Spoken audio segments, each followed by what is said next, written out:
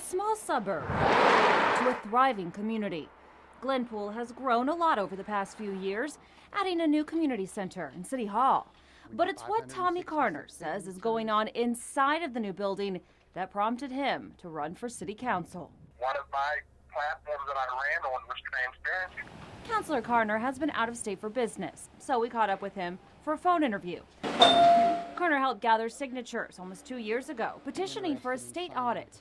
Now the 75-page audit is out.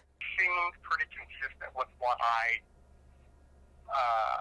thought that was going on. The 2 News investigators pored over the document that lists concerns about transparency, lack of documentation, and concerns over violations of the state's Open Records Act.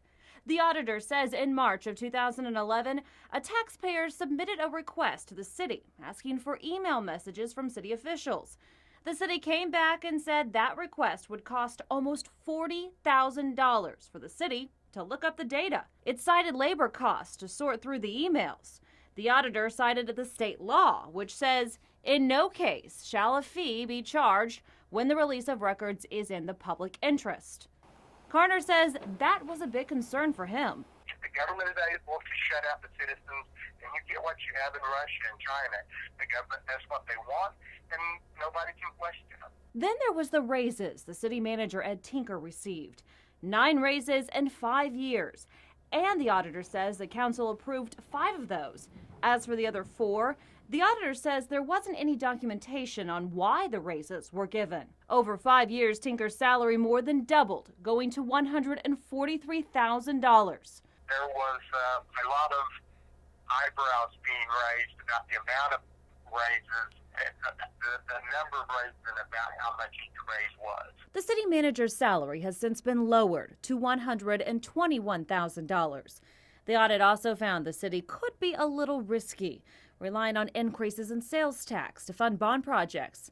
It says if increases don't meet expectations, increases in utility rates and/or sales tax rates and/or cuts in municipal services could result. Which means the citizens of Glenpool could be paying more in utility rates or sales tax to help pay for the bond projects. Carner is glad these issues have been brought to light. Now he hopes the district attorney takes action. I wish the DA would look at things like that and really prosecute. Every Tuesday night at 10, the 2 News investigators are tracking your tax dollars. If there's something you'd like us to look into, send us an email at investigators@kjrh.com. Marla Carter, 2 News works for you.